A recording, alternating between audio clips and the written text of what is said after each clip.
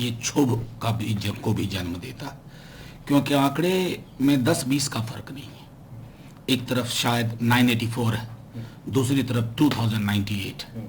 ये फर्क अपने आप में दोगुने से ऊपर का है, और अगर ये फर्क आ रहा है तो यानी कहीं ना कहीं डेटा हाइड करने की भी प्रवृत्ति चल रही है, या कहीं फजिंग भी हो रही है।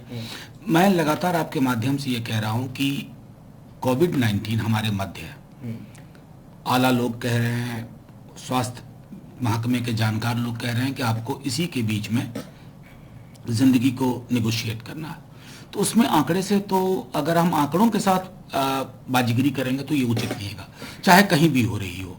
और ये वक्त ये भी नहीं है तू मैं का कि ये बीजेपी के जिम्मे है तो ये आम आदमी पार्टी के जिम्मे है।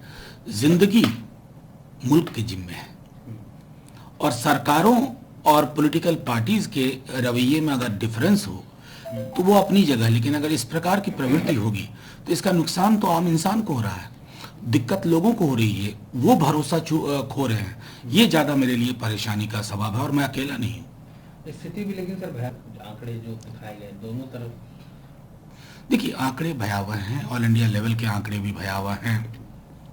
पर day is almost close to 10,000। मेरा ये मानना भी है कि ये आंकड़े हैं, हम उसके सामने हाथ डाल के बैठ तो नहीं जाएंगे।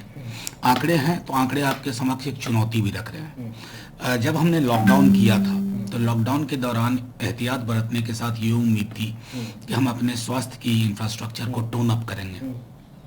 वहाँ कई राज्यों से कमियां रही हैं। वहाँ मैं समझता हूँ कि अभी भी वक्त है कि हम, चूंकि इस वायरस का कोई डेथ टाइम नहीं है, तो हम उन मसलों पर काम करें जहाँ कमियां।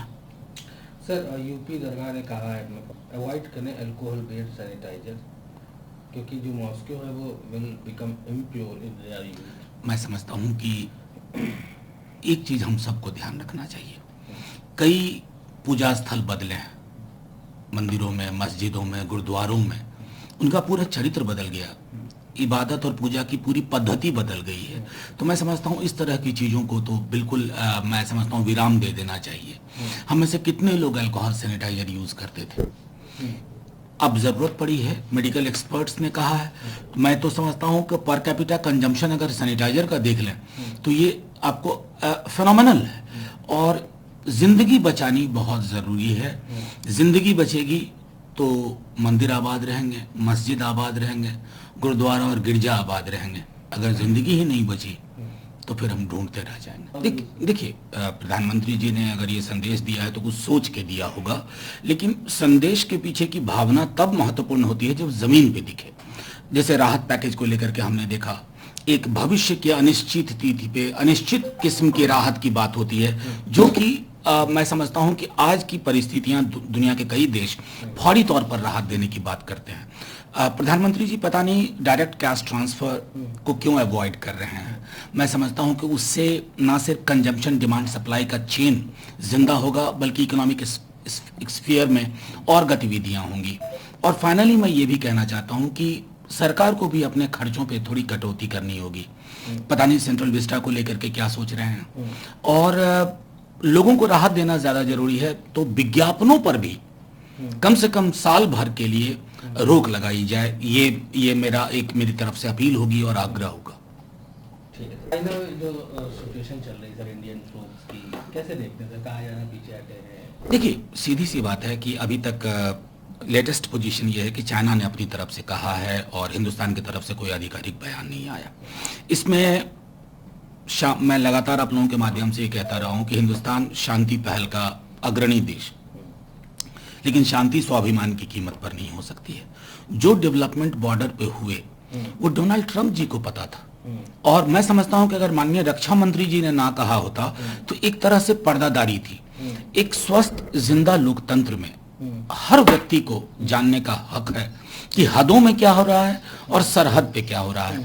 मैं समझता हूं आगे ध्यान रखेंगे पूरी जो टीम काम करती है, और मिलिट्री डायलॉग और डिप्लोमेटिक इनिशिएटिव, लेकिन ट्रायल बैलून जैसा नहीं। वो एक संदेश चाइना को दे, और लगातार दे, उसमें कहीं ना कहीं मुझे लगता है कि थोड़ी चूक रह जाती है कि जो तेवर, जो रॉबस्ट पोजीशन हमारा एक दूसरे पड़ोसी के लिए होता है, उस तरह की, उस किस्म की रॉबस्ट पोजीशन की कमी हम चाइना के वर्क्स देखते हैं।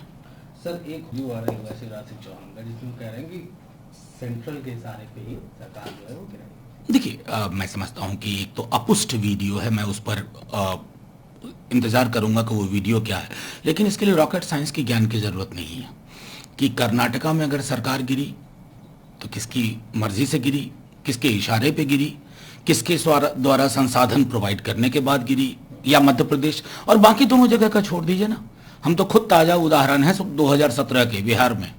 तो मैं समझ रहा हूं कि संभवतः भारतीय जनता पार्टी को लगता है कि वो चाइनीज मॉडल पे सिंगल पार्टी स्टेट में कन्वर्ट करना चाहें। बड़ा मुश्किल है। हिंदुस्तान में विवाद और असहमति हमेशा से हमारी सभ्यता का हिस्सा रहा है। वो अपोजिशनल स्पेस अगर नहीं होगा तो कल को जब उनका साइकिल ये खत्म होगा ना, बीजेपी का, जो आज दुनिया की सबसे बड़ी पॉलिटिकल पार्टी है, इसी तरह की चीज़ों का शायद उन पर भी लोग इस्तेमाल करें। इसलिए हमें संभल करके ही रहना चाहिए।